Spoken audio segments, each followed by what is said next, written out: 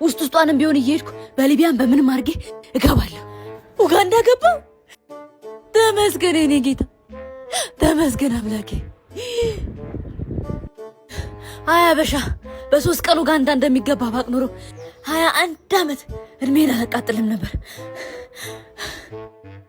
ሚስተር I am foreigner from another country.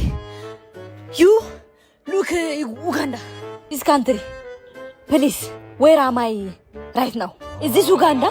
Ugulu bagala.